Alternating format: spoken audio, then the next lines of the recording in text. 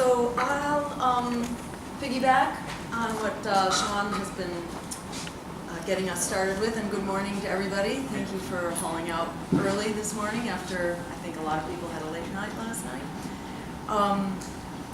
And so picking up on my introduction, Howie's generous introduction, I have trained and practiced as a medical doctor for decades, and yes, now I am practicing political medicine rather than clinical medicine because it is the mother of all illnesses, and I regard what I'm doing in many ways as administering political therapy and helping people break up with an abusive relationship, an abusive political relationship that hasn't gotten us where it promises and makes all kinds of excuses, and then people start making excuses for their political abuser. But for reasons I think that bring us to this room, it's really important to rethink this relationship and what it is that we need in order to even survive, let alone thrive. So I want to say just a few words about the climate crisis and where it stands today, which is very different from where it stood even a year ago. And how that reflects on what we can do under this current free market system that is accelerating, actually, in the wrong direction. So I'll say a few words about that, and then I want to talk very briefly about sort of how we could do this. What is the emergency program that it would take to scale up in order to meet this emergency? So you may be well aware that every month in this year now has set a new all-time high record for that month in terms of temperature.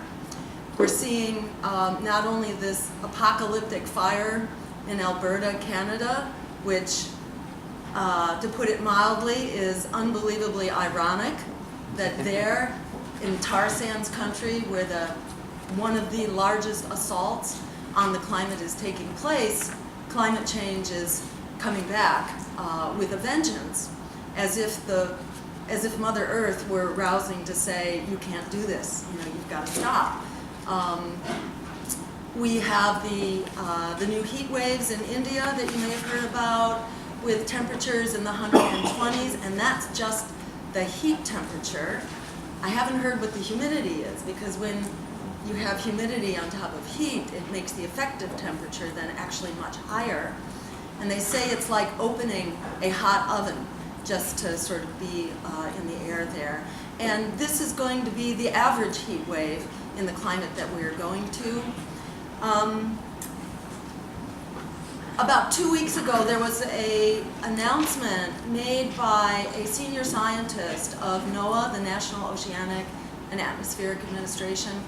And this announcement was made at a national conference of insurance agencies, and it was not widely covered. It was covered in their professional journal online in maybe one other place. But what NOAA announced at that conference was that they had just received an oh my God report from the Antarctic, from the West Antarctic sheet. Basically the latest science documenting that the breakup is going much faster than even the latest science had predicted. About a year ago, Jim Hansen had put out a study predicting that as soon as 5 decades from now, in the 2060s basically, we could see not just 10, but 20, 30, and 40 feet of sea level rise if we didn't profoundly change course.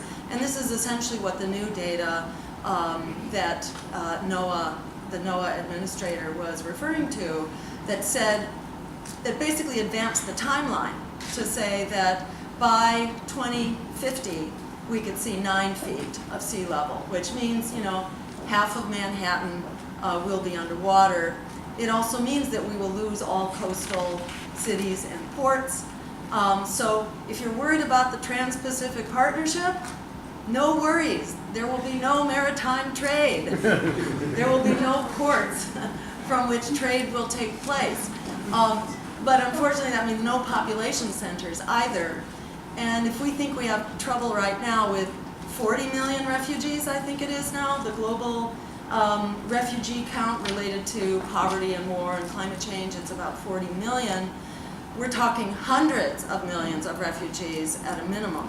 So this is not a sustainable hit. This is not something we will be able to survive. And I know that there are some nuclear power plants that are actually at sea level, which will be flooded, and we are looking at about 24 or so Fukushimas. There's one near my house, Pilgrim Power Plant, and I went to look up what's its sea level elevation. Well, it's at 0. Nuclear power plants need a lot of cooling, that's why they're at 0 sea level elevation. And you know, in order to decommission a nuclear power plant, you have to start way in advance. So that's one other thing we have to start right now, is decommissioning our nuclear plants as well as decommissioning our fossil fuel plants. So this is stuff that we need to do now. We can't put this off. This is immediate, and it's really important, I think, for us to be just clear about what the terms of the crisis are. One other little factoid I want to convey, and this came out just last week also, a review of what our global levels of CO2 and methane are right now. So the rise in CO2 levels, that is the parts per million of carbon dioxide, is actually accelerating. It used to be going up by about 1.5 or 2 parts per million per year. Now we've hit a new all-time record. It's now going up by 3 parts per million per year.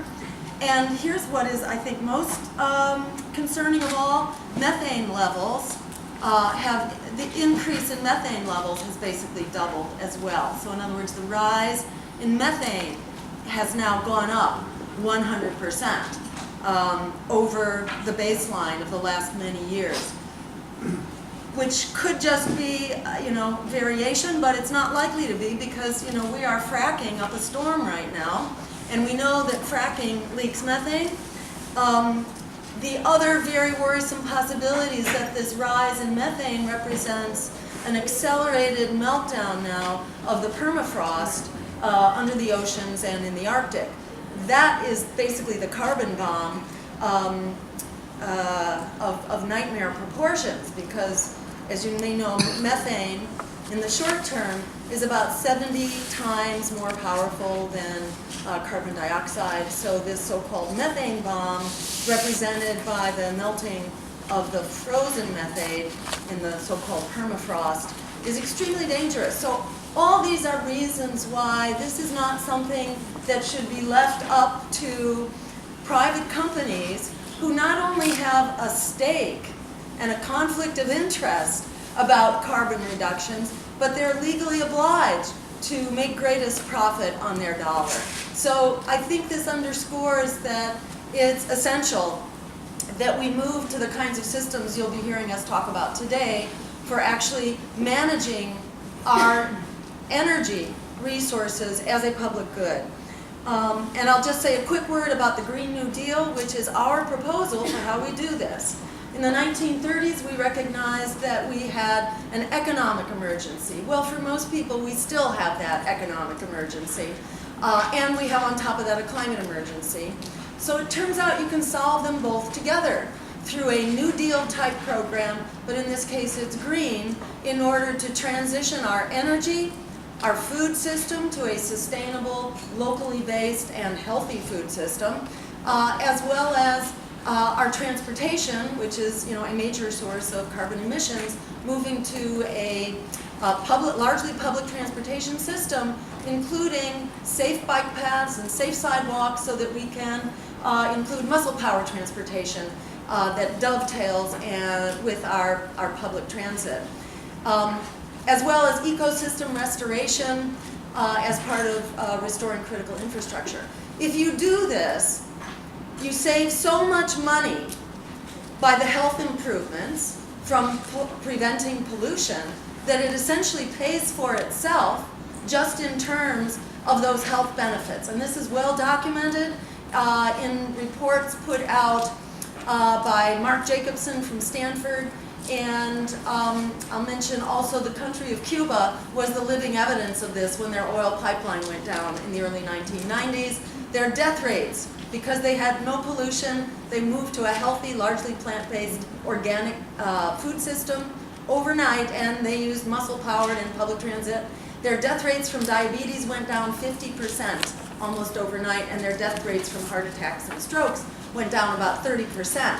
So for us, we spend $3 trillion a year, not on a healthcare system, on a sick care system, because corporate America is very busy making us sick through those systems.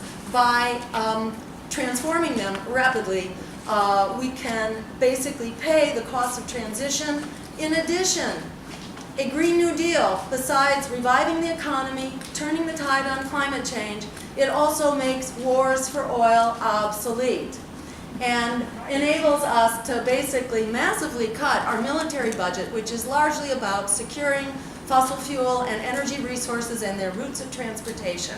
And in doing that, we can also plug back in another $500 billion into making this transition and lead the way to demilitarizing all of our budgets, not just the US, but Russia and China, whose economies are also very much hurting, and who are also really struggling with the consequences of climate change right now. So this is a win-win-win for all of us. All we need is the courage of our convictions to insist that we will accept nothing less than a world in which we can survive and thrive. Thank you.